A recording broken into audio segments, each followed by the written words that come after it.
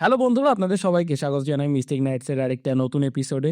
আর এর আগের এপিসোডগুলো যেটা পাহাড়ের সিরিজ ছিল, সেটাতে আপনারা প্রচুর ভালোবাসা দিয়েছেন, তার জন্য ধন্যবাদ। আর ফিডব্যাকস সেগুলো আপনারা দিয়েছেন, যেটার জন্য ধন্যবাদ, কারণ ওটা আমাদের কিন্তু এই পথ চলার রাস্তায় অনেক বেশি কাজে লাগবে। বাট তুই বল, মানে আগের সিরিজের শেষ হয়ে গেছে এখন, মানে আমরা এই ফার্স্ট যেই সিরিজটা এক্সিকিউট করলাম, একটা সিরিজ শেষ হলো, তো কেমন লাগছে তোর? ওভারঅল সব কিছু মিলিয়ে ভালোই লাগছে। এবার কিছু ভুলভ্রান্তিও হয়েছে, আবার অনেক কিছু মানে আমাদের অনেক এফোর্টসও ছিল, আর অনেক ফিডব্যাকস পেয়েছি, বুঝতে পেরেছি যে না এগুলো হয়নি বা আমরা করতে পারিনি, কিছু কিছু জিনিস আমরা করতে পেরেছি। তো সব মিলিয়ে একটা মিক্সড আমার একটা হয়েছে মানে এক্সপিরিয়েন্স। সত্যি কথা বলতে গেলে যে ফিডব্যাকগুলো আমরা পেয়েছি, সেই ফিডব্যাকগুলো সত্যি ইম্পর্টেন্ট ছিল। আর তার থেকেও বড় কথা, আমরা জানতে পেরেছি এই থ্রু আউট দ্য জার্নি যে কারা আমাদের ভালো চান আর মেনলি। কারণ অনেকেই অনেক রকম ফিডব্যাক দেওয়ার তো দুটো রকম হয়। একটা হচ্ছে কয়েকজন বলছেন ফালতু, মানে এরকম একটা ফিডব্যাক এসেছে, ফালতু মানে ওটার আগেও কিছু নেই পরেও কিছু নেই, তো বোঝা গেল না কেন, বা এরকম অনেকগুলো এসে। বাট অনেকে এমন আছেন যারা খুব ডিটেলসে আমাদেরকে বুঝিয়েছেন যে কী আরও বেটার হতে পারে, তো সেগুলো আমরা ইমপ্লিমেন্ট করব। বাট আজকের যে ঘটনাটি, সেই ঘটনাটা কিন্তু প্রচণ্ড ইন্টারেস্টিং। আর বলতে গেলে এখন শীতের রাত, মানে নিস্তব্ধতাও কিন্তু চারদিকে ছেয়ে রয়েছে। আর আমার মনে হয় আপনারাও কম্বলের ভিতরে ঢুকেই এখন সেই ঘটনাটি আপনারা শুনছেন। বাট একটা জিনিস যেটা বলাটা খুব দরকার, যে এটা একটা সত্য ঘটনা। তো আপনি যদি কম্বলের ভেতর একদম মাথা গুজিমুজি করে শুয়ে পড়েন বা ঢুকে পড়েন, তাহলে কিন্তু এইটা খেয়াল রাখবেন যে কম্বলের বাইরে কোনো রকম নড়াচড়ার আওয়াজ হচ্ছে না। কারণ একদম অরিজিনাল ঘটনা তো অনেকের, মানে ইনি যিনি আমাদেরকে পাঠিয়েছেন, যিনি আমাদেরকে এটাও বলেছেন যে এই ঘটনাটা এর আগে উনি তার নিজের সার্কেল, মানে ফ্রেন্ড সার্কেলের মধ্যে তিনি শোনান। তো যাদেরকে শুনিয়েছেন তাদের সাথেও কিন্তু আচ্ছা, প্যারানর্মাল জিনিসপত্রও ঘটেছে। তো মানে খুব বেশি হয়তো নয়, কিন্তু ঘটেছে, মানে কিছু অদ্ভুত আওয়াজ পাওয়া। তো শীতের রাতে এই জন্যই বললাম যে কানটা একটু খাড়া রাখবেন। যদি হেডফোন লাগিয়ে শোনেন তাহলে তো কিছু করার নেই। যাই হোক, বেশি সময় নষ্ট না করে আমরা ডাইরেক্টলি ঘটনায় যাই। তো আজকের যে ঘটনাটি, তিনি আমাদেরকে পাঠিয়েছেন রুমা সরকার। আর তিনি থাকেন কলকাতার একটা খুবই পপুলার জায়গা, সেটা হচ্ছে লেক টাউন। আচ্ছা, আর দেখ, লেক টাউন বলতেই লোকেরা কিন্তু এটাই ভাবে যে লেক টাউন এখন প্রচণ্ড বেশি আধুনিক একটা শহর, মানে জায়গা, শহরের মধ্যেই পড়ছে, আধুনিক একটা জায়গা যেখানে চারদিকে তাকালেই ওই আধুনিকতাটা দেখা যায়। কিন্তু তার মাঝেও কিছু এমন জায়গা রয়েছে, কিছু এমন বাড়ি রয়েছে যেগুলো এখনো সেই আধুনিকতার ছোঁয়া পায়নি। সেইখানে দাঁড়িয়ে এই ঘটনাটি, এবার এক্সাক্ট বাড়ি তো বলা যাবে না, কারণ যেটা খুব অবভিয়াস রিজন, তো এক্সাক্ট জায়গাটা বলা যাবে না। তো এবার আমি রুমা সরকার কি করেন সেটার পিছনে একটুখানি বলি। তো রুমা সরকার হচ্ছেন একজন প্যারানর্মাল ইনভেস্টিগেটর। মানে তিনি এখনো অবধি খুব বেশি নিজের যে প্রেজেন্স সেটা দেখাননি ইন্টারনেট জগতে, বাট তার এই জিনিসগুলো নিয়ে ন্যাক অনেকদিন ধরেই রয়েছে।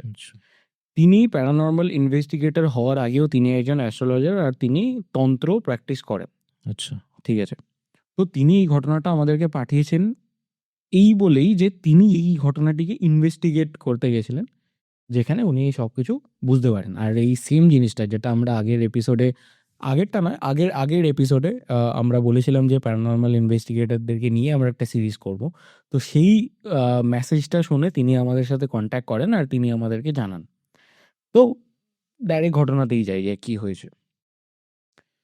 ঘটনাটা রুমা যেরমভাবে আমাদেরকে বলেছেন সেই রকমভাবে আমি বলবো। এখানে কিন্তু রুমা সরকারের এন্ট্রিটা এই পুরো ঘটনাতে একটু লেট হয়, যেহেতু উনি ইনভেস্টিগেশন করতে গেছেন। কিন্তু যখন কেউ ইনভেস্টিগেশন করতে যান, তাকে তো পুরো ঘটনাটা আগে বলা হয় যে কীরকমভাবে হয়েছে। তো সেইখান থেকে আমি শুরু করছি।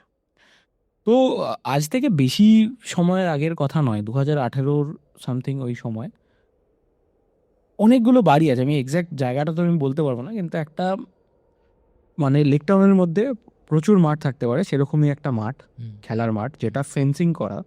হয়তো অনেকে বুঝতে পারবে এখান থেকে, একটা ফেন্সিং করা মাঠ। সেই মাঠটাকে না চারদিক দিয়ে ঘিরে বাড়ি রয়েছে। এবার লেক টাউন হচ্ছে প্রচণ্ড একটা প্ল্যান্ড জায়গা, যেখানে মানে উদ্ভট টাইপের রাস্তা নয়, ওখানে কিন্তু প্রচণ্ড প্ল্যান প্রত্যেকটা রাস্তা ওখানে রয়েছে। হুম। তো সেরকমই ওই যে মাঠের চারদিকে প্রথমে রাস্তা একটা চক্কর খায়, সেখানে চারদিক থেকে চারটে রাস্তা গিয়ে মেন রোডে অ্যাটাচ হয়। আর একদম জাস্ট সেই রাস্তার গায়ে মানে যেখান থেকে মাঠ তার পাশে রাস্তা, তার পাশেই ওই বাড়িটা। বাড়িটা যে দেখতে একদম বিশাল পুরনো সেরকমও নয়, কিন্তু দেখে বোঝা যাবে আশেপাশেকার বাড়িগুলোর থেকে সেই বাড়িটা একটু পুরো। তো সেখানে যথারীতি 3 বোন, তার বাবা মা আর তার সাথে তাদের একজন মানে কাজের লোক, তিনি ওখানে থাকতেন। তো এবার কাজের লোকও ওখানে থাকতেন। তো এবার তাদের যে ফাইন্যান্সিয়াল কন্ডিশনটা সেটা আমরা বলতে পারি আপার মিডল ক্লাস, মানে মধ্যবিত্তর থেকে একটু উপরে, মানে ভালো ঠিকঠাক আর্নিং তাদের রয়েছে। তো প্রথম যে মানে 3 বোনের মধ্যে এই যে ঘটনাটি ঘটে সেটা হয় মেজ বোনের সাথে, মানে যে মিডিলের বোন, যে বড় দিদি তার বিয়ে হয়ে যায়। তারপরে তার যে বোন তার বিয়ে ঠিক হয়, আচ্ছা আর তার যে ছোট বোন তার একটা রিলেশন অলরেডি ছিল। আচ্ছা এবার এই রিলেশন ছিল, এই এত বৃত্তান্ত কোথা থেকে এলো সেটা পরে ধীরে ধীরে বোঝা যাবে। এইবার যে মিডিলের যে বোন, তার নাম এখানে রিভিল করতে মানা করা হয়েছে, তো আমি নাম নিচ্ছি না। আম, তার নাম কিছু একটা মানে রিয়া ধরলাম, ঠিক আছে? তো তার নাম ধরে নিলাম রিয়া। তো তার কি হয়, তার বিয়ে ঠিক হয়ে গেছে, তার মোটামুটি 1 মাসের মধ্যেই বিয়ে ছিল, মানে যখন এই পুরো ঘটনাটি ঘটে 1 মাসের মধ্যে বিয়ে ছিল। আর সময়টা ছিল ডিসেম্বর থেকে জানুয়ারির মাঝে, আচ্ছা তার ফেব্রুয়ারিতে বিয়ে ছিল মেন কথা। তো ওই সময়তে কি হয় যে সে তাদের ওই হয় না যে 1 মাস আগে কেন, মানে অনেক দিন আগে থেকে কিন্তু কেনাকাটা শুরু হয়ে যায়। তো সেরকমই বাড়িতে তো খুব আনন্দের মানে একটা পুরো সিচুয়েশন তৈরি হয়ে গেছে, সবাই কিনছে টিনছে জিনিসপত্র, মানে বরকে কী দেবে, সোনার জিনিস থেকে শুরু করে সব কিছু, একটা খুব ভালো এনভায়রনমেন্ট বাড়ির মধ্যে রয়েছে, খুব পজিটিভ এনভায়রনমেন্ট। তো এখানে কি হয় যে ওই জায়গাতে এবার দেখ, যখন আগেকার দিনের যদি আমরা কথা বলি, সবাই যে গিয়ে দোকান থেকেই শাড়ি কিনতে এমন কিন্তু নয়, অনেকে মহিলারা বাড়িতেও কিন্তু শাড়ির বিজনেস করেন। তো যেখানে একটুখানি কমে পাবেন, তাদের চেনাশোনা একজন ছিলেন যিনি শাড়ির বিজনেস করেন। তো সেখানে একদিন যান কিনতে টিনতে, ওখান থেকে শাড়ি কেনেন কিছু। তারপরে তাদের জাস্ট পাশেই মানে ওই চত্বরের মধ্যেই একটা বিশাল বড় সোনার দোকান আছে, সেম ব্র্যান্ড একটা। তো অবভিয়াসলি আমরা এখানে উল্লেখ করতে পারবো না ব্র্যান্ডটি। তো সেখানেও যায়, সেখান থেকে সোনার জিনিস কেনে। বাট ওই হয় না, একটা দাবি দাওয়া বলে একটা জিনিস থাকে ছেলেদের বাড়ি থেকে, মানে অবভিয়াসলি মানে কমে গেছে, তখনও কমই ছিল, এমন নয় 2018 তো বিশাল দাবি দাওয়া কিছু করতেন কেউ, আমাদের এদিকে তো অ্যাটলিস্ট, কারণ ভারতের অন্য পোর্শনগুলো আমরা বলতে পারবো না, বাট আমাদের এই দিকটা, এই দিক মানে আমরা বলতে পারি যে ইস্টার্ন সাইড অফ মানে ওয়েস্ট বেঙ্গলটা হয়তো সব কিছুতে এই দিকটাতে হয়তো একটু এগিয়ে আছে, বাকি সব কিছুতে পিছিয়ে থাকে। যে খুব বেশি দাবি দেওয়া ছিল না, কিন্তু ওই পার্টিকুলার যে বিয়েটা মানে রিয়ার যে বিয়ে, তাতে তাদের যে স্বামীর ফ্যামিলি, সেখানে একটু আধটু দাবি দাবা ছিল। আচ্ছা যে মানে তাদেরকে ক্যাশ কিছু দিতে হবে, একটা গাড়ি দিতে হবে, এরকম টাইপের। তো এবার অবভিয়াসলি মানে আপার মিডল ক্লাস বললাম, বিশাল তো বড় লোক নয়। আর তাদের 3 বোন, প্রথম বোনের বিয়ে হয়েছে, দ্বিতীয় বোনের হবে, এরপরে তো যে ছোট বোন সেও তো রয়েছে, তাকেও তো বিয়ে দিতে হবে। তো যথারীতি সেই 1 মাস আগে গিয়ে এই দাবি দাওয়াগুলো তাদেরকে করা হয় যে আপনারা এগুলো দিন, না হলে মানে না হলে তো ওরকমভাবে বলেনি, ইঙ্গিত দেওয়া হয়েছে যে আমরা হয়তো পিছিয়েও যেতে পারি। তবুও তার বাবা মানে তারা পুরো ফুল ফ্যামিলি মিলে গিয়ে এবার ছেলে যেখানকার ছিলেন তিনি ছিলেন বর্ধমানে। তো ওখানে গিয়ে কথাবার্তা বলেন যে দেখুন মানে আমাদের পক্ষে পসিবল নয়, আর আমার তো ছোটো মেয়েও আছে। বলছে মানে ওদের বাড়ি থেকে বলেছে তখন যে ছোটো মেয়ে আছে, তো মানে সেটা তো আপনার দায়িত্ব, সেখানে তো আমরা কিছু করতে পারবো না, কিন্তু আমাদের এগুলো লাগবে, আমাদের ছেলে এত বড় একটা চাকরি করে। এবার বিষয়টা হচ্ছে তাদের যে ছেলে মানে যার সাথে বিয়ে হচ্ছিল রিয়ার যে হাজবেন্ড, আপকামিং হাজবেন্ড মানে তখনও হয়নি বিয়ে, সে ইয়ে ছিলেন, পাইলট ছিলেন। তো মানে ওই হয় না যে একটা পুরোনো মেন্টালিটি যে আমি এত বড় চাকরি করি বলে আমি যা খুশি করতে পারি, এরকম একটা ব্যাপার। যদিও বা সেই ছেলে কিন্তু কখনো মুখ ফুটে নিজের থেকে বলেনি যে আমার এই লাগবে ওই লাগবে, বাড়ি থেকেই বলেছে। তো এবার প্রচন্ড বেশি টেনশনের মুহূর্ত আর কি। যে হঠাৎ করে 1 মাস আগে অবধি মানে সব কিছু ঠিক ছিল, এরা হঠাৎ করে এরম বললে হয় নাকি? এবার কিছু একটা করে তারা জোগাড় করার চেষ্টা করে। এবার সেখানে এন্ট্রি হয় তাদের বড় দিদির, যে সে বলে ঠিক আছে তোমাদের যখন এত অসুবিধা হচ্ছে তাহলে আমি বলছি আমার হাজব্যান্ডকে কিছু জোগাড় করি। আর ইভেনচুয়ালি তারা জোগাড় করে ফেলে টাকা পয়সা সব কিছু। গাড়িও কেনা হয়ে যায়, গাড়ি অলরেডি ডেলিভার হয়ে যায় বিয়ের আগেই, মানে ওখানে পাঠিয়ে দেওয়া হয়। আর যা সব টাকা ক্যাশ দেওয়ার কথা ছিল হচ্ছে বিয়ের দিনকে, মানে বিয়ে হয়ে যাবে জাস্ট তারপর, ঠিক আছে। এবার ধীরে ধীরে যতদিন এগোতে থাকে, বিয়ের আর 15 দিন বাকি তখন, ওই সময়তে ছেলের বাড়ি থেকে আসে যে গাড়িটা আপনি পাঠিয়েছেন, কিন্তু আমরা তো এর থেকে ভালো গাড়ি ভেবেছিলাম, এক্সপেক্ট করেছিলাম যে আপনারা পাঠাবেন। তখন বলছে মানে এক্সপেক্ট করেছিলেন মানে কি, আপনারা তো এই পার্টিকুলার মডেলটাই বলেছিলেন। তখন ওর বাড়ি থেকে একটা অদ্ভুত কথা বলে যে আমরা এই পার্টিকুলার মডেল বলেছি বলে কি আপনি এটাই দেবেন? আমরা ভেবেছিলাম হয়তো আপনি আরও নিজের মেয়ে তো একটু হয়তো ভালো কিছু দেবেন, আমরা এটা চেয়েছি বলে। মানে যাই হোক, ওই নিয়ে একটা হয় একটু দু কথা কাটাকাটি হয়। বলে ঠিক আছে কোনো ব্যাপার না, মানে তারপর আর এক্সট্রিম ওই ঝামেলাটা হয়নি, কিন্তু হয়েছে আর কি 15 দিন আগে অবধি। এইবার জাস্ট 15 দিন আগে এই ঝামেলাটা হয়, তার থেকে 2 থেকে 3 দিন বাদেই মেয়েটার খুব শরীর খারাপ হয়, মানে রিয়ার খুব শরীর খারাপ, যে মানে কনস্ট্যান্ট বমি হচ্ছে, তার মানে চোখ ঠোক উল্টে যাচ্ছে, প্রেশার ফল্ট হয়ে যাচ্ছে, মানে লো প্রেশার হয়ে গেছে। এবার ওরা ভাবছে যে বিয়ে কয়েকদিন বাদে কি হলো হঠাৎ করে, তো ডাক্তারের কাছে নিয়ে যায়, সব টেস্ট হয়, টেস্টে কোনো অসুবিধা বেরোয়নি। আর ইভেনচুয়ালি সেও 1 দিন থেকে 2 দিনের মধ্যে ঠিক হয়ে গেছে। মানে অত বমি টমি হওয়ার পরে হয় না যে বডিটা একটু শুকিয়ে যায়, মানে রোগা হয়ে গেছে, কারণ অনেক নিউট্রিশনস ওগুলো বেরিয়ে যায় বডি থেকে, তো সেই রকমই হয়েছে। তো এবার তাকে রেস্ট করতে বলেছে, তো সে রেস্ট নিচ্ছে। কিন্তু তার মাঝখানে কনস্ট্যান্টলি তার যে হাজবেন্ড, মানে যে হাজবেন্ড হবে, সে কনস্ট্যান্টলি ফোন করে রিয়ার সাথে ঝগড়া করেই চলেছে, কিছু না কিছু কারণ। আচ্ছা। এই পুরো সিচুয়েশনে না কেউ কিচ্ছু বুঝতে পারছে না যে কেন এরকম হচ্ছে, কারণ 1 মাস আগে অবধি তো কিছুই প্রবলেম ছিল না, তা হঠাৎ করে এইগুলো কোথা থেকে এলো? মানে যেখানে এত এক্সপেকটেশনস, দাবি দাবা, গাড়ি, টাকা, এগুলো কোথা থেকে এলো? মানে এর তো কোনো মানেই হয় না। চলতে থাকে। এবার আর ওর ওই সময়টাতে এমনিতে যে ছোট বোনের বয়ফ্রেন্ড, এবার বয়ফ্রেন্ডের এন্ট্রি, যে একদিন ছোট বোন আর তার বয়ফ্রেন্ড মানে ঘুরতে গেছে এক জায়গায়। এবার ওদেরও মেন পয়েন্ট অফ ঘুরতে যাওয়াটা ছিল যে ছোট বোনের যে বয়ফ্রেন্ড তার জন্য ড্রেস কিনতে যাবে। আচ্ছা, বিয়ের জন্য। সেও বিয়েতে আসবে, তো ড্রেস কিনতে যাবে, আর সেটা তো আর বাড়ির লোক দেবে না ওকে, তো ওই জন্য দুজন মিলে গেছে কিনতে। তাদেরও যে বয়স খুব কম এরকম নয়, 23 বছরের কাছাকাছি বয়স, দুজনের সমবয়সী। তো ড্রেস কিনতে গেছে, ড্রেস কিনে যখন যে তারা ফিরতে মোটামুটি একটু রাত হয়ে যায়, ওই 10:30 11:30 মতো।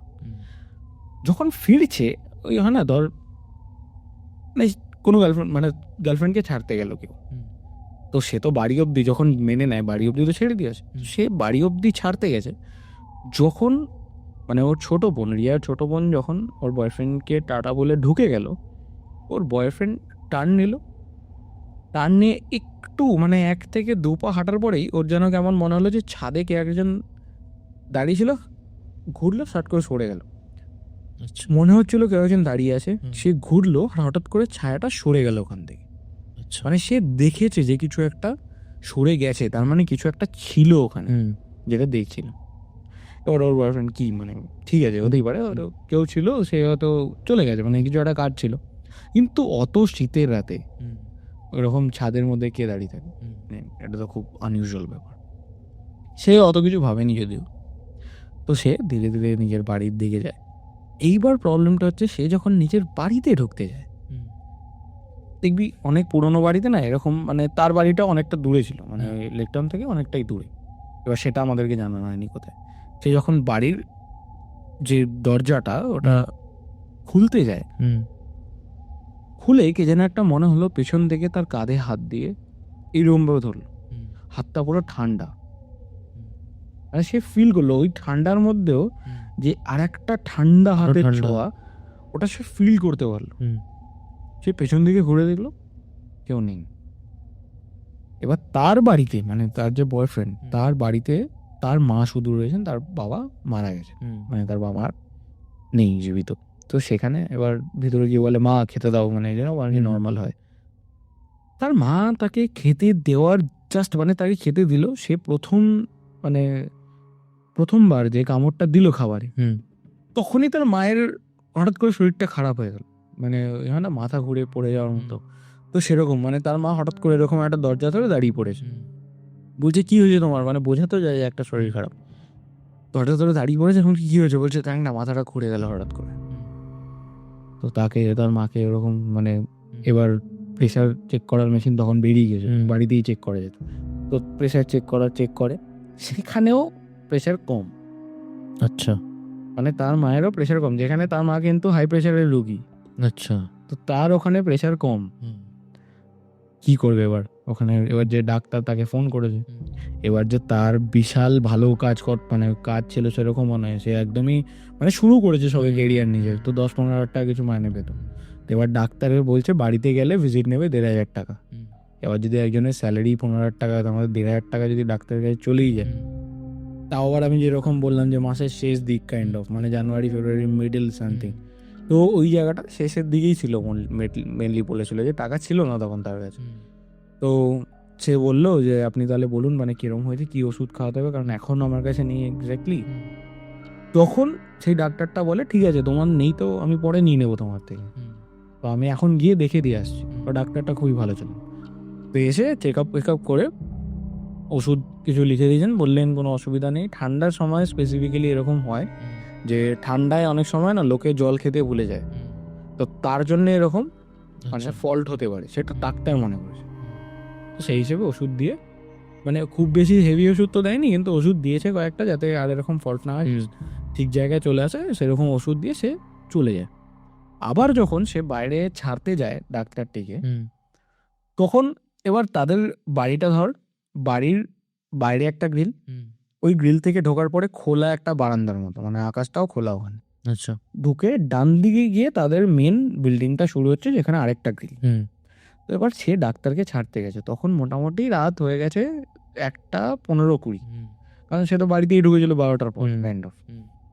1:15-20 হয়ে গেছে, সে বাইরের গ্রিলটা আবার দিতে গিয়ে না, সে ফিল করলো যে সামনে থেকে একজন হাতটা তার গায়ে কাঁধে রেখেছে, দেখতে পাচ্ছে না। মানে দেখ হাতের একটা বোঝা যায় তো ছোঁয়া, যে পেছন থেকে ধরছে না সামনে থেকে ধরছে, এই বুড়ো আঙ্গুলে খালি টাচটা ফিল করছে। তো এইবার সে হাতের যে ফিলটা ওটা বুঝতে পারছে সামনে থেকে, মানে বাইরে থেকে কেউ একজন তার কাঁধে হাত দিয়েছে, যেটা সেম অতটাই ঠান্ডা যখন সে ফার্স্টবার মানে ঢোকার সময় তার হয়েছিল।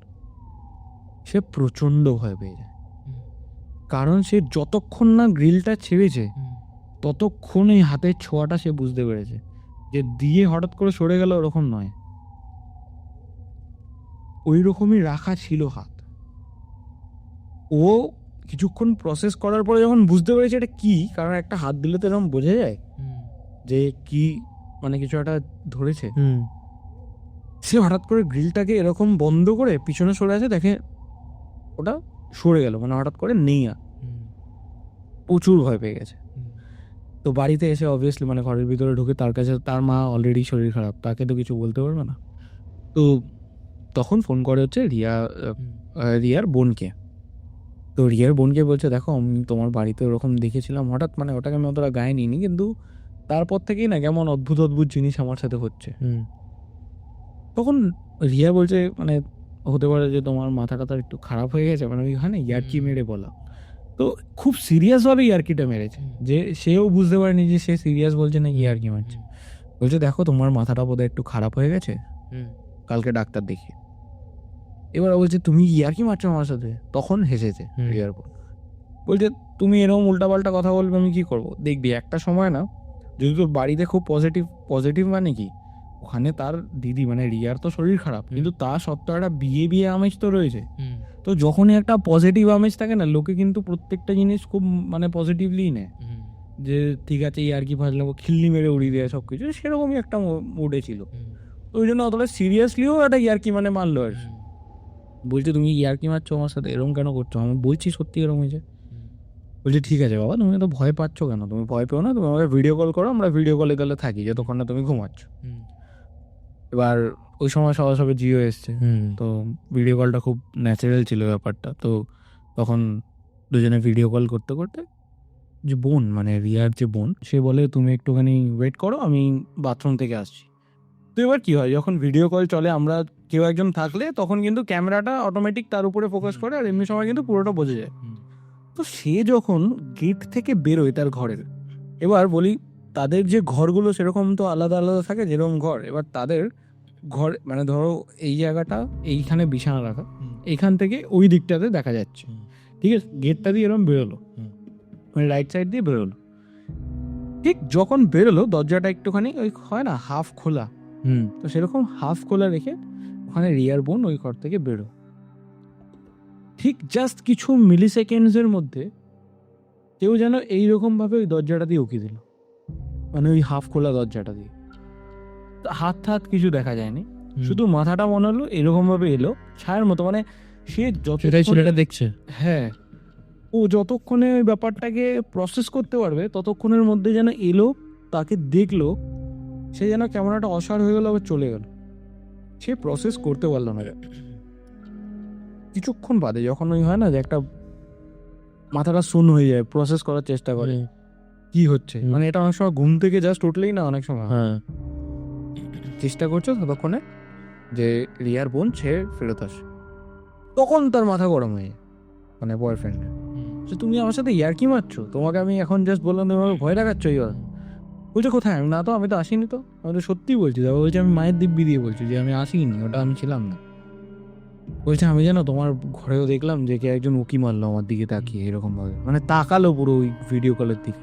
তখন বলছে যে কি ভুলভাল বকছে, এবার তুমি আমাকে ভয় দেখাচ্ছ কেন? তখন রিয়ার বোন বলছে আমাকে ভয় দেখাচ্ছ কেন ফালতু। এবার ওই কথাটা এতটাই জোরে ছিল যে রিয়ার যে বাবা তিনি তখন জেগেই ছিলেন, তিনি এসে ভেবেছেন যে কিছু একটা, মানে ওই হয় না মেয়ে প্রোটেকশন আর কি, যে ভয় কেন দেখাচ্ছ না, এরকম ভাবে এসে বলছে এই কি বলছে রে, ও কি ভয় দেখাচ্ছে তোর। এবার এমনিতেই কেন এত প্রোটেক্টিভ হয়ে গেছে তার পিছনেও অনেক কারণ আমি অলরেডি বলে দিচ্ছি, যে তার একটা মেয়েকে নিয়ে এত টেনশন চলছে, তার বয় মানে তার যে বরের বাড়ি সেখান থেকেই এত ডিমান্ড, এত ঝামেলা। তো সে তখন মানে তার মাইন্ডটাই ওরকম ছিল যে বড়দের বাড়ি দিয়ে কিছু বললেই এখন অ্যাগ্রেসিভ হয়ে যাচ্ছিল সে, তো সেরকম ভাবে বলতে এসছে। এইবার ওর বয়ফ্রেন্ডও বলছে ভাই আমি কি করলাম এরকম, মানে এরকম ভাবে আমাকে কেন বলছে। তো সে ফোন কেটে দেয়, মানে তারও গায়ে লাগে, আবার সেও ফোন কেটে দেয়, মানে ওই হয় না ইগোর মধ্যে সব ঘোষালা পেকে যায়। তো ওভারঅলে কি হলো যে এই পুরো বাড়িতেই না খুব নেগেটিভ একটা সিচুয়েশন ক্রিয়েট হয়ে গেল। এইদিকে এর মানে ওর ছোট বোনের বয়ফ্রেন্ড ভাবছে যে মানে আমাকে পছন্দ করে না বা এরকম কিছু, অন্যদিকে তার বাবা রেগে রয়েছে, তার সাথে যে তার মেয়ের মানে রুম যে রিয়া, তার যে বিয়ে, সেই বিয়ের মধ্যে এত ঝামেলা, তার মধ্যে তার নিজের শরীর খারাপ, পুরো বাড়িটাই কেন জানি না এত খুশি থেকে ট্রানজিটে হঠাৎ করে কেমন জানি দুঃখ ছেয়ে গেল পুরো বাড়িতে। এবার তার মা পুজো পুজো করাবে বলে ডেকে এনেছেন মানে পুরোহিতকে, যে একবার পুজো করে দিন দেখুন কি হয়েছে, কারণ খুবই মানে আমরা টেনশনে রয়েছি, এতদিন সব ভালো ছিল, যে কি হলো কে জানে। তো সেই পুরোহিত আসে পুজো করার জন্য। তো কি পুজো করবে, নারায়ণ পুজো, ঠিক আছে, নারায়ণ পুজোতে না যজ্ঞ হয়। তো নারায়ণ পুজোতে যজ্ঞতে একটা জিনিস খুব মানে চলে, মানে যে কথাটা হচ্ছে মানে সবাই মানে চলে বলবো না, এটা হয়তো সত্যি কথা, যে যখন যজ্ঞের যে শিখাটা না ওটা কতটা উপরে উঠছে তার থেকে বোঝা যায় যে বাড়ির মধ্যে এনার্জি কিরকম, আচ্ছা, যে ওটা পজিটিভ নাকি নেগেটিভ। তো তারা যজ্ঞ করার চেষ্টা করছে, তাদের ওই শিখাটার মধ্যে একটা দাউ দাউ করে জ্বলে না, যেখানে যখন তুই ঘি দিবি মানে আহুতি দিস যখন, তখন তো একটা দাউ দাউ করে জ্বলে ওঠার কথা, সেটা ওই টিম টিম করেই জ্বলছে, পুরোটা যেন জ্বলছেই না। আচ্ছা, তো তখন যে পুরোহিত সে বলে দেখো মা, আমি তো পুরো যেরকম ভাবে পুজোর সেরকম ভাবেই করি, আর মোস্টলি বাঙাল বাড়ি ছিলেন ওদের, ঠিক আছে। তো সেখানে কি হয় যে একটা কলা, মানে কলা তারপরে তার মধ্যে চাল, ওইসব তো একটা ছোট পুরি বানিয়ে ওটাকেও দিতে হয় ওটার মধ্যে। তো সেটা দেওয়ার পরে না ওটা মানে এক ফোঁটা জ্বলে, আচ্ছা, মানে একটা ফোঁটা যে আগুন লাগবে ওটার মধ্যে লাগেইনি, মানে পুরো যজ্ঞতে ওটা ছিল লাস্টের দিকে, কারণ ওটা একদম শেষে দেওয়া হয়, মোটামুটি তাও 5-10 মিনিট ওটা জ্বলে যায়, একটা ফোঁটা ওখানে মানে ধরেই নি আগুন ওটার মধ্যে। তো তখন পুরোহিত তাদেরকে জানায় যে দেখো মা, আমি অনেক জায়গাতে যজ্ঞ করেছি, কিন্তু এইরকম কিন্তু আমি এর আগে দেখিনি কখন, হুম যে একদম জ্বললই না। হুম তুমি একবার চেষ্টা করো যে মানে কোনো অ্যাস্ট্রোলজার বা বাস্তুবিদকে এনে দেখানো। হুম তো দাদা এক বাস্তুবিদকে দেখেন, বিশাল মানে পপুলার বাস্তুবিদ, এখন তার ইউটিউব চ্যানেলেও প্রচুর মানে সাবস্ক্রাইবার্স। তো তাকে ডাকা হয়। তিনি প্রথমে নিজে আসেননি, তিনি তার অ্যাসিস্ট্যান্টকে পাঠিয়েছিলেন। তো তিনি এসে বলেন যে আমি তো সেরকম কিছু বুঝতে পারছি না বাস্তুর দিক থেকে, তাও মানে দেখছি, আমি স্যারকে গিয়ে জানাচ্ছি, উনি আপনাকে ফোন করবেন। তো তিনি ফোন করে বলেন যে দেখুন, আমার যে অ্যাসিস্ট্যান্ট সে তো সেরকম কিছু বুঝতে পারেনি, তো আপনাদের যে ডেট অফ বার্থগুলো, মানে আপনার যে হেড অফ দ্য ফ্যামিলি, তার ডেট অফ বার্থ, টাইম মানে যেগুলো লাগে অ্যাস্ট্রোলজি করার জন্য, সেটা আমাকে পাঠিয়ে দিন। আর তার সাথেই আপনার যে মেয়ে যার বিয়ে, তারটাও আমাকে পাঠিয়ে দিন। কারণ তাদেরই তো, এই দুজনের অ্যারাউন্ডই তো মানে সবকিছু হচ্ছে না, মেন ব্যাপারটা হচ্ছে এটা। আর হেড অফ দ্য ফ্যামিলি এই জন্য দেখা হয় কারণ পুরো বাড়ির উপরে এসছে ব্যাপারটা। আর তার বিয়ে উপলক্ষে এই সিচুয়েশনটা তৈরি হয়েছে, তারপরে আবার এত খারাপ হয়ে গেল কিভাবে? তো এই জন্যই দুজনেরটাই তিনি আনান। তো তিনি দেখেন যে এই যে মেয়ে মানে রিয়া, ঠিক আছে, তার চার্টে কিছু এরকম কানেকশনস রয়েছে যেটা ওই সময় পার্টিকুলার সময়তে, দেখ এটা একটা প্রপার টার্ম রয়েছে মানে যেটা আমি বলতে চাই না, বাট হ্যাঁ, কেতু প্লাস মঙ্গল আর রাহু তো অবভিয়াসলি মানে কানেক্টেডে থাকে, বাট ট্রায়াঙ্গেল কাইন্ড অফ, ঠিক আছে? কারণ রাহু কেতু একে অপরের উপরে দৃষ্টি সবসময় দিয়ে রাখে, কিন্তু মঙ্গল সেই ট্রায়াঙ্গেলটাকে মানে কানেক্ট করেছি, যেটা সবাই হয়তো বুঝতে পারবে না। তো ওই কানেকশনের জন্য ব্যাপারটা খুব ইজি হয়ে গেছে যে ওখানে যে কেউ ব্ল্যাক ম্যাজিক বা মানে যে কোনো নেগেটিভ যে শক্তি, সেটা ওই সময় তাদেরকে মানে আচ্ছা। ইনফ্লুয়েন্স করতে পারে। এটা কিন্তু মোটামুটি প্রত্যেকের লাইফেই হতে পারে, অনেকের লাইফে হতে পারে, যেটা হয়তো আমরা খুব নর্মাল জিনিস ভেবে সরিয়ে দিই, সেটা কিন্তু অতটা নর্মাল নয় ব্যাপারটা।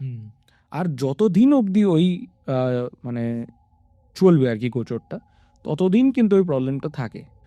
তো তিনি বলেন যে দেখুন, বাস্তুর দিক থেকে হয়তো আমি আমার মানে যে অ্যাসিস্ট্যান্টকে পাঠিয়েছি, মানে আমার যে যাকে আমি শেখাই আর কি, সে প্রচণ্ড পটু, মানে সে জ্ঞানী, মানে সে এমন নয় যে তিনি ভুলভাল কিছু দেখে এসে বলেছেন। বাট চার্টে যখন রয়েছে, আপনারা চেষ্টা করুন যে কিছু কিছু জিনিস ফলো করার, যেগুলো আমি আপনাকে বলছি। মানে উনি এইসব জিনিসগুলো একটুখানি করিয়েছেন, মানে উনি পুজো টুজো করেন, উনি কিন্তু তারাপীঠেও যান। আচ্ছা। মানে তিনি বাস্তুবিদও, তিনি অ্যাস্ট্রোলজারও, তিনি তন্ত্র সাধনাও করেন। এবার সেখান থেকে এই রুমা মানে যিনি আমাদেরকে ঘটনা পাঠিয়েছেন, তার কানেকশন আসবে একটুখানি। তো তিনি বলেন যে আপনি মানে আমার বাড়িতে আসুন, মানে তার একটা অ্যাড্রেস দেয়, আমার বাড়িতে আসুন, আপনাকে আমি 3টে জিনিস দেবো, যেটা আপনি আপনার বাড়ির 3 কোণাতে রাখবেন। একটা হচ্ছে পূর্ব দিকে, একটা হচ্ছে দক্ষিণ দিকে, আর একটা হচ্ছে পশ্চিম দিকে। এই 3টে রাখবেন, আর দেখবেন যে কিছু ওটার মধ্যে পরিবর্তন হচ্ছে কিনা। কি পরিবর্তন হচ্ছে সে কিন্তু বলে দেয়নি, মানে কি পরিবর্তন অবভিয়াস সেটা কিন্তু উনি বলে দেন। বলছে কিছু যদি পরিবর্তন হয়, কি পরিবর্তন হচ্ছে সেটা শুধু আপনি আমাদেরকে জানান। তো সেই বাস্তবিক 3টে পোটলাতে করে, মানে এই সাদা পোটলায় কিছু জিনিস দেয়, 3টে কোণায় বাড়ির, তারা রেখে দিয়ে আসে। রেখে দেওয়ার জাস্ট পরের দিন তারা যখন দেখতে যায়, তখন দেখে যে পশ্চিম দিকটা ওটা পুরো কালো হয়ে গেছে। আচ্ছা। মানে সাদা ছিল ওটাকে, ওখানে কিন্তু মাটির যে জায়গা ওরকম না, সিমেন্ট করা, পুরো কালো।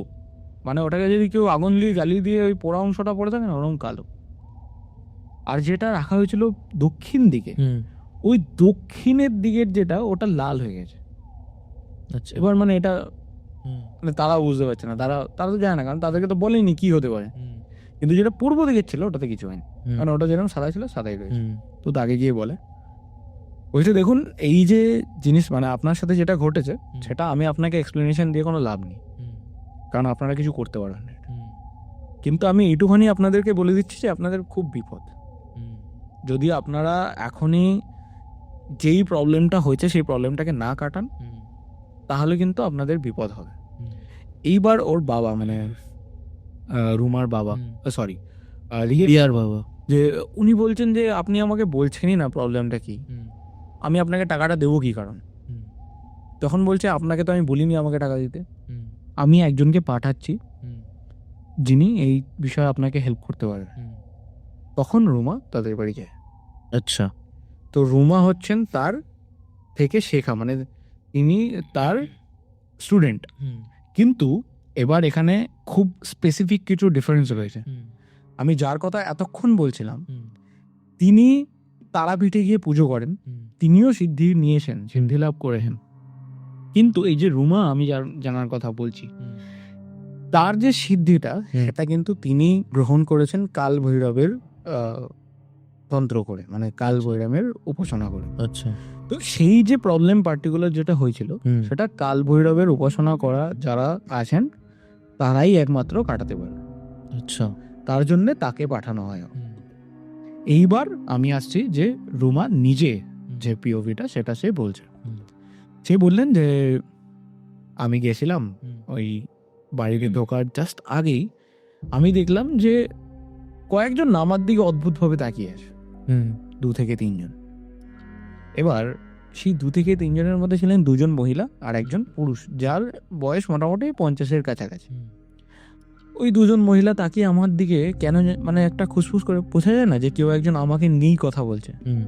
তো সেরকম তারা আমার সাথে কথা বলছে।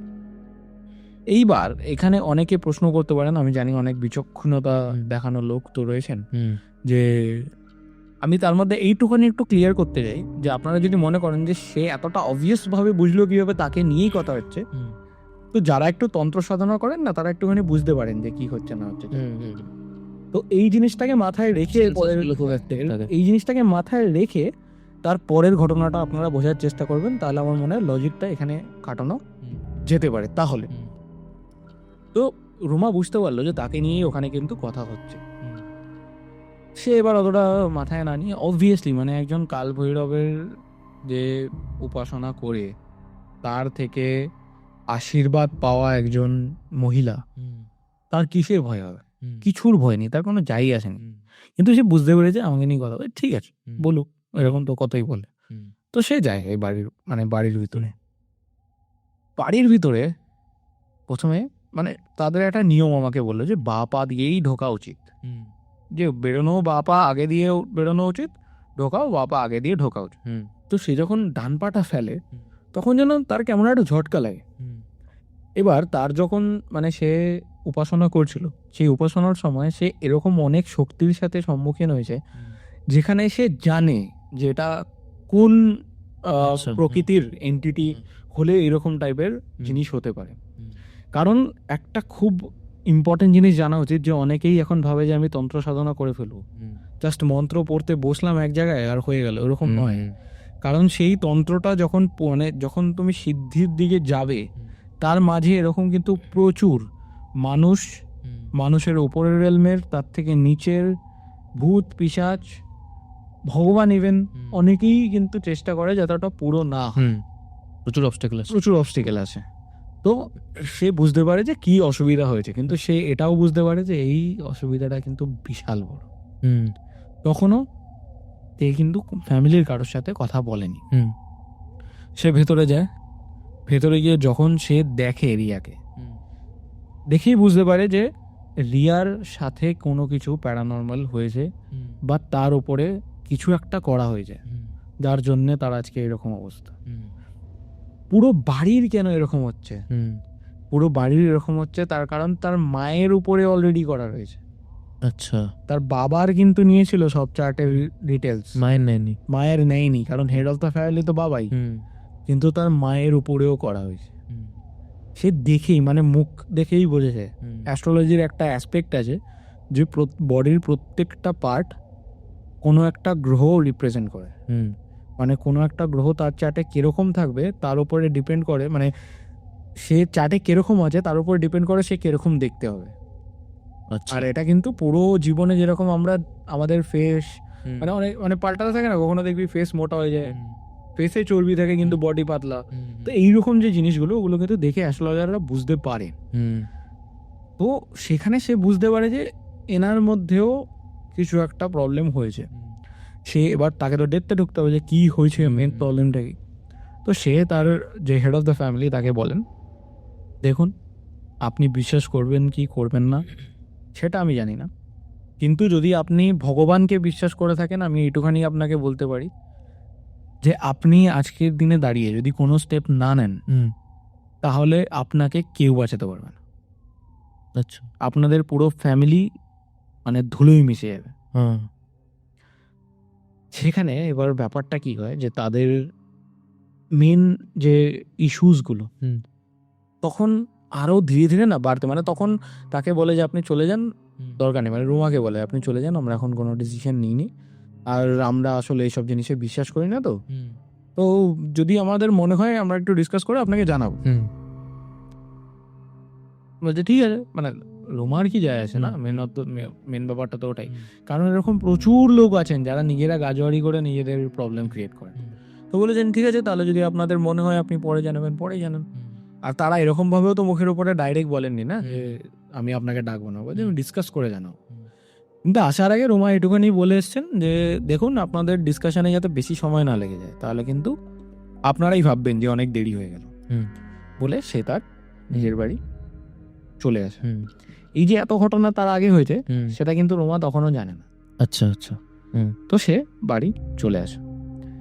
ঠিক সেই দিনকে রাত্রিবেলায় তার মা, মানে যার উপরে হয়েছে বলতে, তার মা তাকে ফোন করে, বলছে আপনি এসেছিলেন আজকে, তখন ওর বাবা ছিল, আমি সেরকম কিছু বলতে পারিনি, কিন্তু জানেন যে আমার সাথে না প্রত্যেকদিন রাত্রিবেলায় কে যেন একজন আমাকে চুল ধরে টানে, মানে আমি যখন শুয়ে থাকি।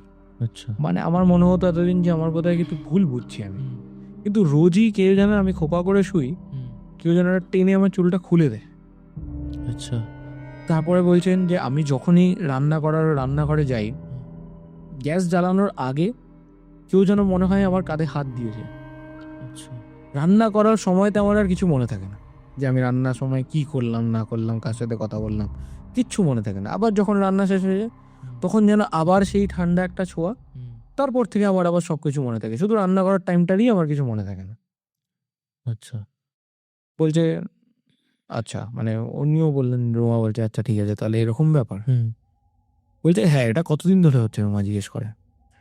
বলছে সেটা তো আমার মনে নেই, কিন্তু হচ্ছে অনেক দিন ধরেই। হঠাৎ করে গলাটার আওয়াজটা চেঞ্জ হয়েছে। বলছে চেষ্টা করিস না তুই এখানে আসার, তুই যদি এখানে আরেকবার আসিস, তুই যখন ফিরে যাবি তারপরে কিন্তু এই যে 5 জন, তার মধ্যে কেউ না কেউ একজন কিন্তু থাকবে না এই বাড়িতে। গলাটা পুরো আওয়াজ হয়ে গিয়ে ডবল টোন আওয়াজ যেরকম হয়ে যায় সেরকম ভাবে বলেছে। তখন রোমা বলছে আরে আমি তো আগের বার গিয়েই বুঝতে পেরেছিলাম তুই কে, তুই জানিস তুই কার সাথে কথা বলছিস। তখন হঠাৎ করে ওর মা আবার বলছে আপনি আমাকে এরকম ভাবে বলছেন কেন। মানে ওর মাও হঠাৎ করে অবাক হয়ে গেছে। বলছে কিছু না, আপনার বুঝতে পেরেছি, আমি কালকে একবার আসছি, শুধু আপনার দায়িত্ব হচ্ছে আপনার স্বামীকে বোঝান যাতে তাড়াতাড়ি এই বিষয়টা করা যায়। রুমা যায় পরে। তখন দেখে যে মানে রিয়ার যে বাবা, সে কাঁদছে বসে। আচ্ছা। কেন কাঁদছে সেই রিয়ার বাবা নিজেও জানেন। আচ্ছা। মানে তাকে গিয়ে জিজ্ঞেস করেন যে কি হয়েছে আপনার, আপনি কাঁদছেন কেন।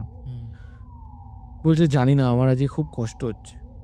এমনি, মানে কোনো কারণ নেই, মানে এমনি লোকে হলে ভাববে যে উনি পাগল হয়ে গেছে, কিন্তু এইগুলো কিছু সিমটম যে ওই বাড়িতে যেই স্পেসিফিক আত্মাটিকে চালন করা হয়েছে সে এতটাই পাওয়ারফুল যে এগুলো কিছু সিমটমস ছিল। ঠিক আছে, এইখানে এবার রুমা বললেন যে আমাদের মানে আপনার বাড়িতে এখানে যজ্ঞ করতেই হবে, কিন্তু ছাদে।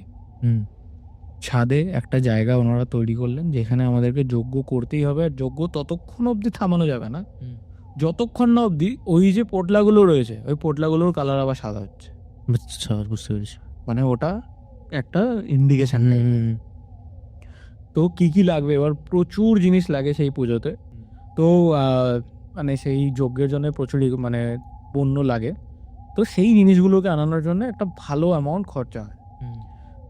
তাদের মানে তার বাবা তখন অবধি, মানে সে যে কাঁদলো না, কাঁদার পরেই সে যেন কেমন একটা সবকিছু মানতে শুরু করলো রুমার কথা, যে ঠিক আছে আপনি যখন বলছেন করবো। মানে সে যেন একটা ফিল করলো নিজের মধ্যে যে আমি যেটা চাইছি না সেটাও আমাকে দিয়ে কেউ একজন যেন কিছু একটা করিয়ে নিল, এরকম একটা ব্যাপার, খুব নেগেটিভ একটা মেন্টালিটি তৈরি হয়েছিল। বলছিল ঠিক আছে আমি নিয়ে আসি।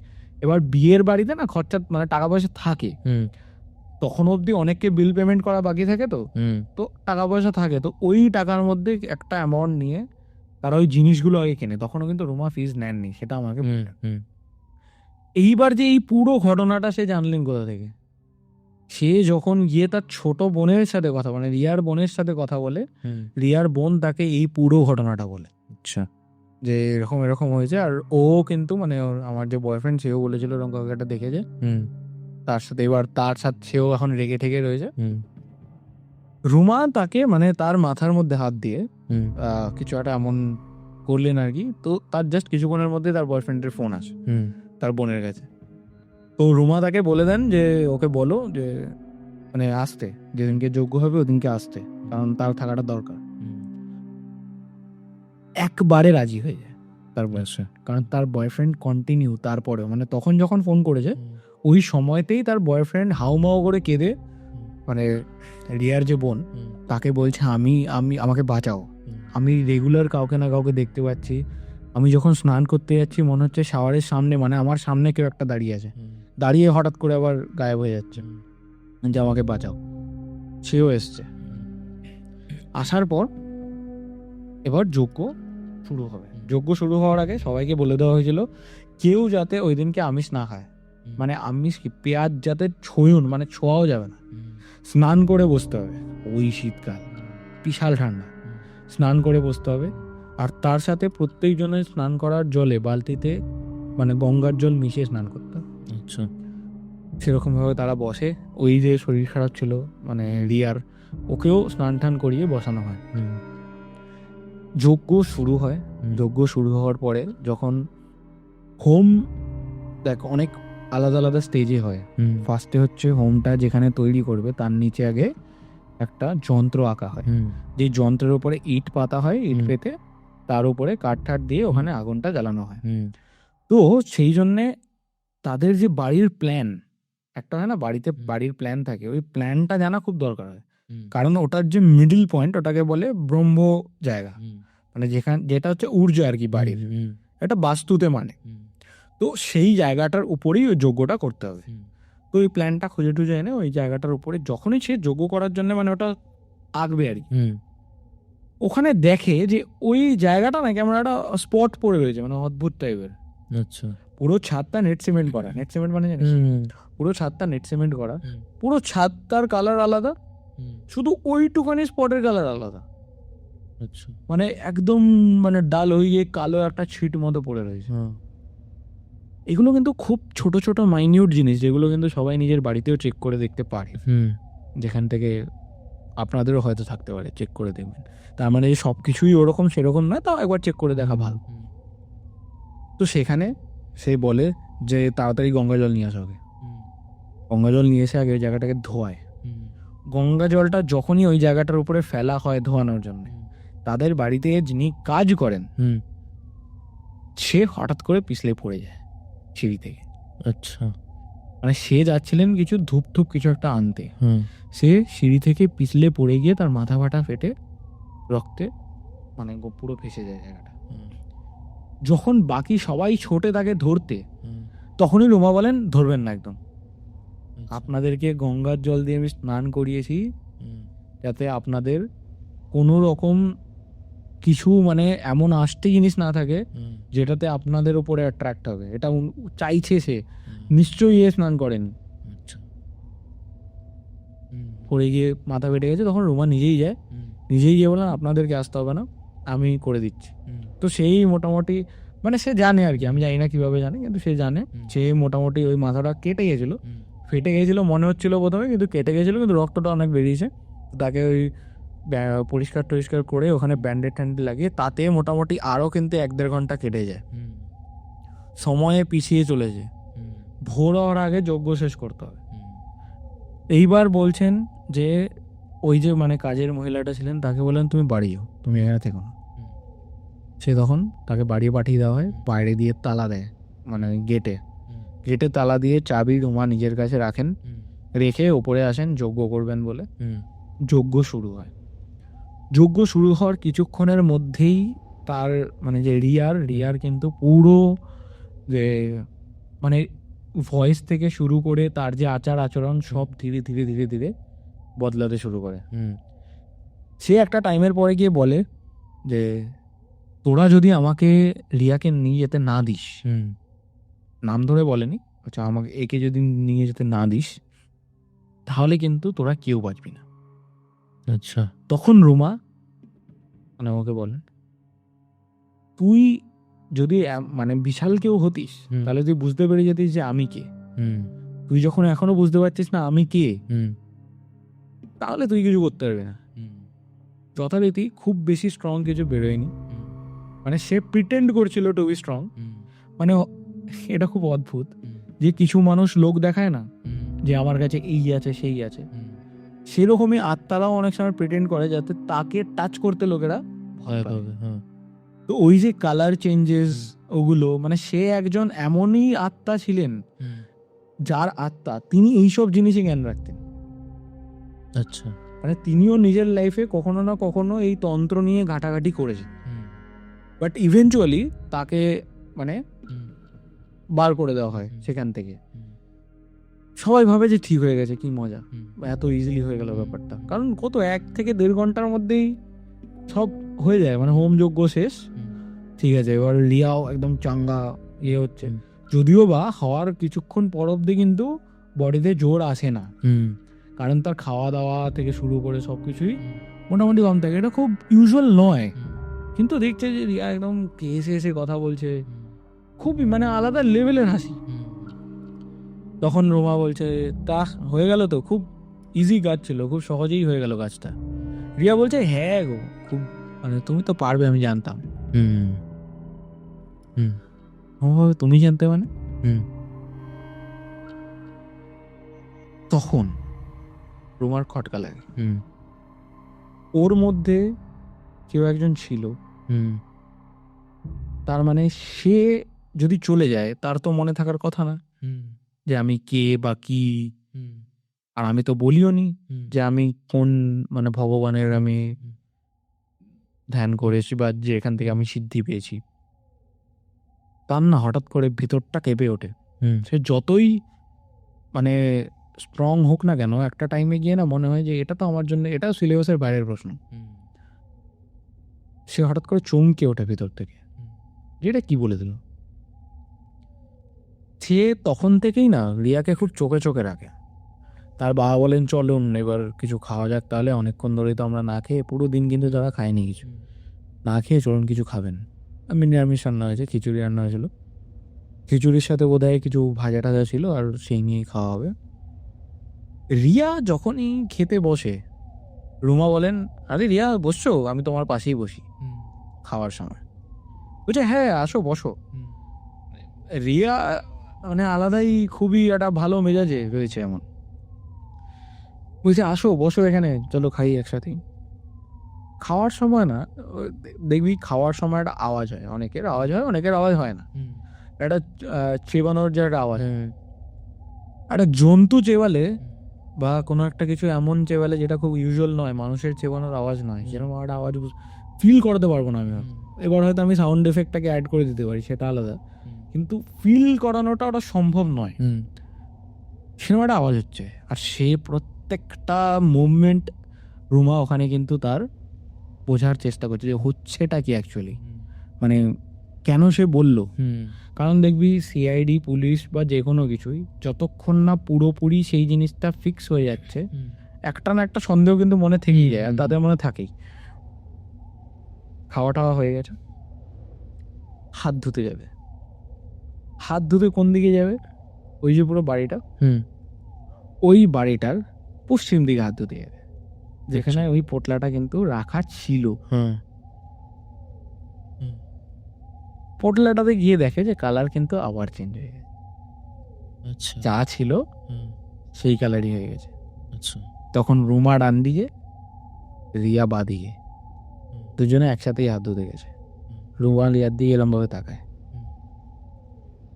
রিয়ার মুখটা না হঠাৎ করে পাল্টে যায়, মানে ওর মুখের মধ্যে একটা আলাদা আভা ভেসে ওঠে, যেন মনে হয় যে ওর ভিতর থেকে কেউ একজন ভয় পেয়েছে। রুমা বলছে তুই তার মানে যাসনি এখনো? এইভাবে যখন সে চিল্লে উঠেছে, তার পুরো বাড়ির সবাই ছুটে আসে। রিয়া দৌড়ে পালিয়ে যাওয়ার চেষ্টা করে, কিন্তু একটা জিনিস খুব ভালো হয়েছে, তখনও গেট কিন্তু খোলা ছিল না, গেটে তালা দেওয়া ছিল। আচ্ছা। তো সে মানে দৌড়ে বেরিয়ে পালাতে পারে না। হুম, তার বাবা মা যেখানে শান্তভাবে খাচ্ছিল, হঠাৎ করে আবার মানে তাদের মধ্যে একটা ভয় ঢুকে যায় যে এটা কি হলো, মানে আবার কিভাবে এরকম একটা ব্যাপার। বলেন ওকে ধরতেই হবে আজকে। ও যতটা ইজিলি যে বেরিয়েছিল, এ তাকে কবজা করে এনে আমাদের সামনে তাকে দাঁড় করিয়েছিল, যাতে আমাদের মনে হয় এই আত্মাটাই প্রেজেন্ট করেছে, কিন্তু আসলে নয়, এটা সেই যাকে আমি এক্সপেক্ট করছিলাম, আচ্ছা। যে অতটাই শক্তিশালী। তো সেইখানে গিয়ে আবার যজ্ঞের জন্য রেডি হতে যা যা পণ্য ছিল বেশিরভাগই তো শেষ হয়ে গেছে। এবার কি হয় এখানে, সে মানে মেনলি প্ল্যানটা এখানে কাইন্ড অফ ফেল হয়ে গেছিল তারই, মানে যে শক্তিশালী আত্মাটি ছিলেন তার। এবার এগুলো কিভাবে হয়েছে সেটা পরে বলেছে, আসবো সেটাই। তো সেখানে নিয়ে আবার বসে, মানে যেইটুকুনি জিনিস বেঁচে রয়েছে সেইটুকুনি জিনিস নিয়ে বসে। আর সে বসার আগে সে মানে এবার তাদের বাড়িতে হয়, দেখ অনেকের বাড়িতে না শিবলিঙ্গ থাকে, তো সেরকমই তাদের বাড়িতেও শিবলিঙ্গ ছিল। শিবলিঙ্গের সামনে গিয়ে শিবলিঙ্গটাকে তুলে নিজের হাতে নিয়ে ওটার মধ্যে কি একটা মন্ত্র পড়লেন তিনি ওটার মধ্যে প্রাণ প্রতিষ্ঠা করেছেন। আচ্ছা। ওটার মধ্যে মন্ত্র পড়ে ওটার মধ্যে প্রাণ প্রতিষ্ঠা করেছেন, করে নিয়ে গিয়ে এবার শিবলিঙ্গকে বসিয়ে সেখানে যজ্ঞ করেছেন। আচ্ছা। যাতে কাল ভৈরবের যে মেইন শক্তি সেখানে যাতে মানে চ্যানেলাইজ থাকতে পারে। এবার দেখ, যখন কাল ভৈরবের কে উপাসনা করে না, আমাদের জন্য বলতে না খুব টাফ, মানে মনে হয় যে ও কিভাবে হতে পারে, একটা ভগবান কিভাবে আসতে পারে। কিন্তু যে অলরেডি ততটা খেটেছেন তাকে পাওয়ার জন্য, যেরকম আমাদের জন্য মা কালী, মানে আমরা মনে করি যে আমাদের সাথে আছেন, ঠিক আছে, সেরকমই সেও হয়তো মনে করেন যে, মানে মনে করেন কি তার সাথে তো সত্যিই আছেন, তো সেরকম রয়েছে, ঠিক আছে। তো সেখানে রেখে সে যখন পুজো করেন তখন তার ভেতর থেকে না মানে ওই বেরিয়ে আসে না, বুক টুক মানে আটকে গিয়ে যেরকম কথার আওয়াজ বেরোয়, মনে হয় বুকটা এরকম আটকে যাচ্ছে, সেখান থেকে কথার আওয়াজটা খুব আস্তে আস্তে রিয়া বলে, আমাকে দিদি বাঁচাও, আমি পারছি না আর থাকতে।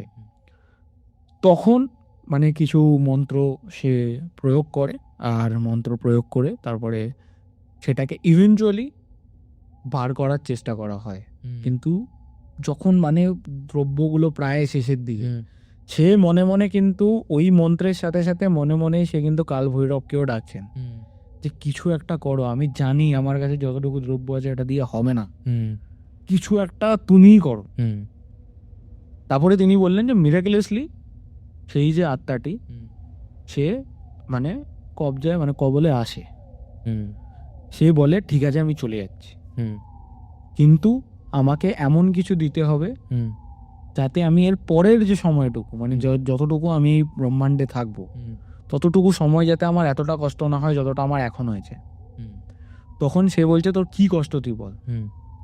তখন বলছে যে আমাকে একজন ইচ্ছে করে এর কাছে পাঠিয়েছে, সে আমাকে বলেছে, এতদিন ধরে আমাকে ধরে রেখেছিল, সে আমাকে বলেছে যে আমি যদি এই বাড়ির এই মেয়ের ক্ষতি করতে পারি আর এই পুরো বাড়ির যদি আমি ক্ষতি করতে পারি তাহলে সে আমাকে মুক্তি দেবে। বলছে তোকে আমি মুক্তি দেবো, তুই তো এখন বুঝতে পেরেছিস আমি কে। এইভাবে ধীরে ধীরে মানে তাকে ট্রাস্ট করানো হয়, এই যে আত্মাটিকে সেটিকে ট্রাস্ট করানো হয় যে সে হেল্প করতে পারবে। প্যারানর্মাল ইনভেস্টিগেশনের বা প্যারানর্মাল কাজের সব থেকে বড় জিনিসটা কিন্তু এটাই, যে অ্যাট দ্য এন্ড যিনি ভুগছেন মানে যাকে আত্মাটা ভর করেছেন তাকে তো ভালো রাখতেই হবে, আবার যেই আত্মাটি হবে তা সেও যাতে একটা পজিটিভ জায়গায় পৌঁছাতে পারে, তারও একটা রেজলিউশন বার করা যায়। যিনি বলেন আমি তোকে মুক্তি দেবো, তোর চিন্তা করার দরকার নেই, কিন্তু তোকে কে পাঠিয়েছে, কি জন্যে পাঠিয়েছে, কিভাবে পাঠিয়েছে, তোকে শুরু থেকে সব কিছু বলতে হবে। এইখানে আসে মেন টুইস্ট, মানে যেটা তাদের জন্যে একটা অবিশ্বাস্যকর ছিল, যেটা কেন কি জন্যে। তো ঘটনাটা সে বলা শুরু করে যে একজন তন্ত্র সাধক রয়েছেন, এই বাড়ির থেকে একটু দূরেই সে থাকেন, কিন্তু সে জনসমক্ষে আসেন না, তিনি শাড়ি বিক্রেতা। আচ্ছা আচ্ছা, হ্যাঁ, তিনি শাড়ি বিক্রেতা, কিন্তু তিনি তো আমাকে বশ করে রেখেছিলেন, আমি সব শুনেছি যে তাকে কি বলেছে। বলছে কে করিয়েছে টাকা দিয়ে, কারণ সে নিজে থেকে কেন করতে চাইবে, কেন করতে চাইবে ওরম। বলছে আমি সব শুনেছি। এই যে এই মেয়ে দুটো দিদি, হ্যাঁ মানে ওরা 3 বোন, হ্যাঁ রিয়ার বোন আর রিয়ার দিদি, হ্যাঁ রিয়ার দিদির বাড়ির লোক, মানে ওদের যে ফ্যামিলির, হ্যাঁ রিয়ার দিদির যে শাশুড়ি, হ্যাঁ তিনি কোনো একটা ডিসকাশনের মধ্যে ছিলেন, হ্যাঁ যার জন্য তিনি জানতে পেরেছেন যে এখানে টাকা পয়সার দরকার, হ্যাঁ মানে এর বিয়ের জন্যে হ্যাঁ টাকা পয়সা কম পড়ছে, আর সেইটা তার ছেলে দিচ্ছে, ওকে হ্যাঁ মানে রিয়ার দিদির যে হাজবেন্ড সে দিচ্ছে। হুম তার মাথায় নাকি এইটা ক্লিক করে, মানে তিনি নিজে আসেন ওই মানে যে শাড়ি বিক্রেতা তার কাছে নিজে আসেন উনি, তাকে এইটা বলার জন্যে তুমি ওদের বাড়িতে এমন কিছু করে দাও যাতে ওর এই 2 বোনই কিছু না কিছু প্রবলেমে ফেসে যায়, আর যাতে সম্পত্তিটা আমরা পাই।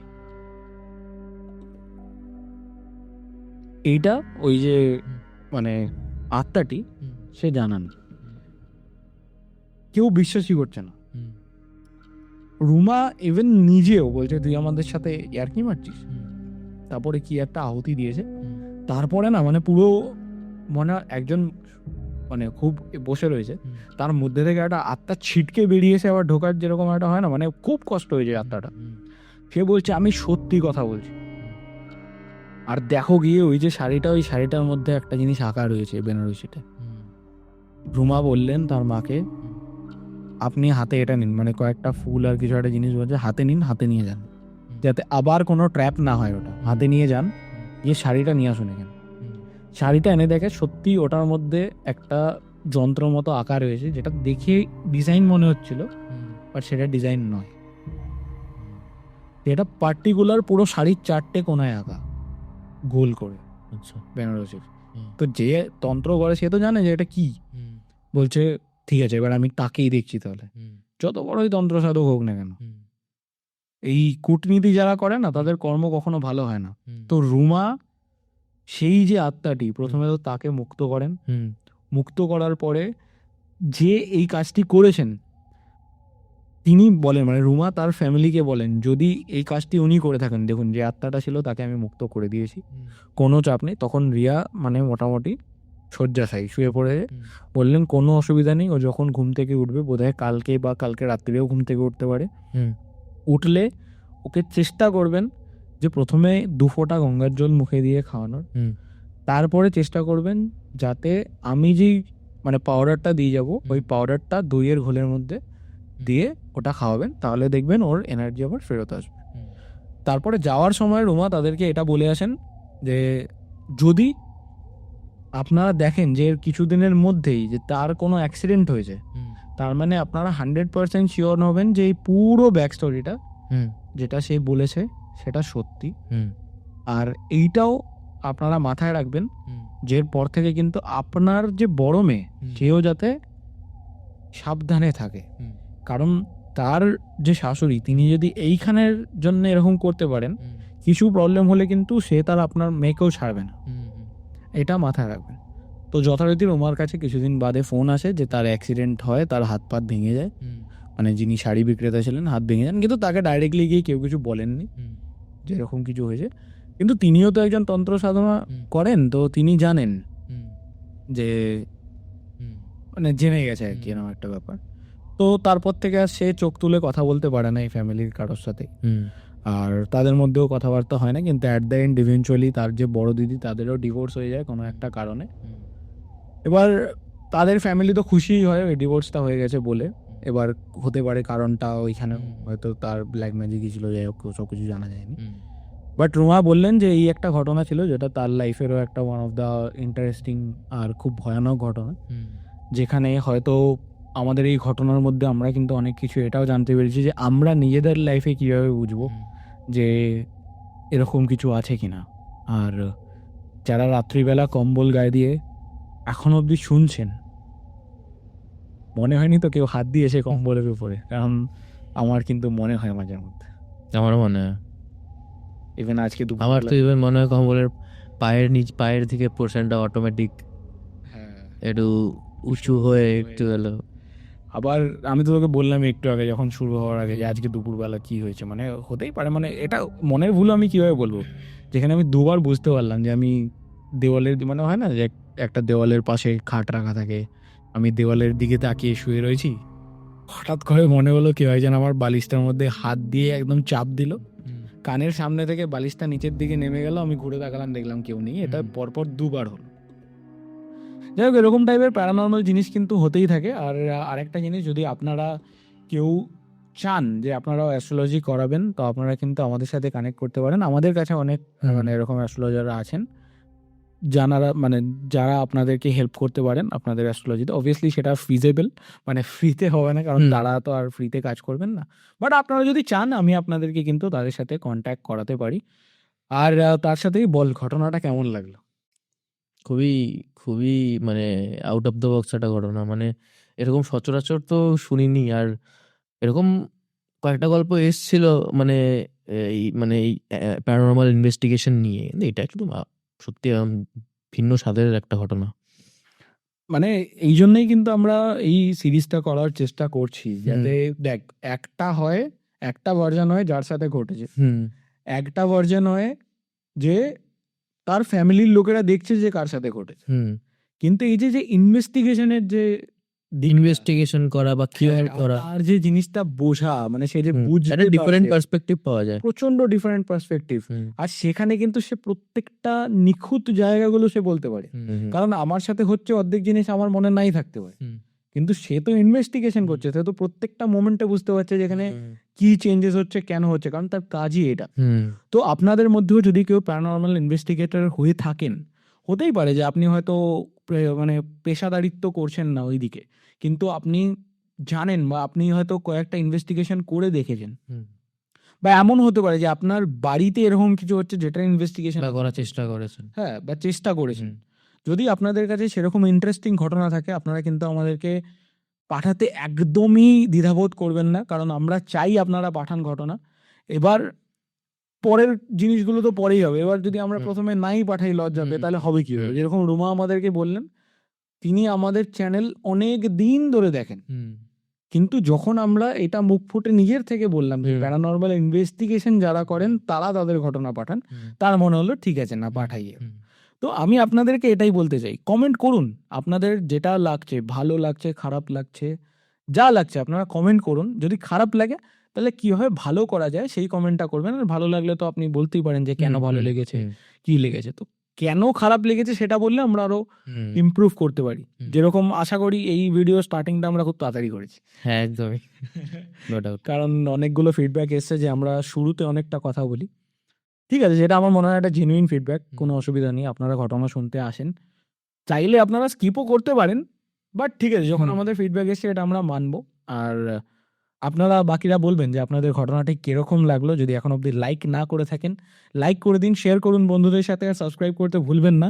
এখন হাইপের বাটনটা আপনারা কিন্তু টিপতে ভুলে যাচ্ছেন, তো হাইপের বাটনটা টিপুন, আমাদের চ্যানেলের কিন্তু অনেক বেশি মানে লাভ হবে তাতে। আর খুব তাড়াতাড়ি 5,000 সাবস্ক্রাইবার হতে চলেছে। 5,000 সাবস্ক্রাইবার হলেই কিন্তু আমরা বোধহয় আরেকটা আউটডোর মানে নিশ্চয়ই সেটাও করতে পারি, আর যেখানে আপনাদেরও খুব ভালো লাগবে। কারণ পুরোনো এপিসোডগুলো যাদের ভালো লেগেছে, স্পেশালি আমি দেখছি আমাদের যে লাস্ট এপিসোডটা এসছে কারসিয়াঙ্গি, যেটা আমাদের সাথে ঘটেছিল ঘটনাটা, ওটাতে লোকেরা প্রচুর পজিটিভ ফিডব্যাক দিচ্ছে। ইউটিউব পুশ করছে না, মানে ইউটিউব অতটা রিচ দিচ্ছে না, সেটা আলাদা বিষয়। যদি আপনারা না দেখে থাকেন, গিয়ে ওই ভিডিওটা দেখুন, মানে মজা লাগবে। কারণ যতজন দেখেছেন বেশিরভাগ লোকই কিন্তু পজিটিভ ফিডব্যাক এখন অবধি দিয়েছেন। তো আপনারা দেখুন, মানে আমাদের বলতে গেলে সব থেকে বেশি এফর্ট দেওয়া কিছু ভিডিওর মধ্যে ওটা একটা। আর আশা করি ভালো লাগবে। তো আজকের জন্য এতটাই, আবার দেখা হবে নেক্সট এপিসোডে। ততক্ষণের জন্য ধন্যবাদ আর শুভরাত্রি।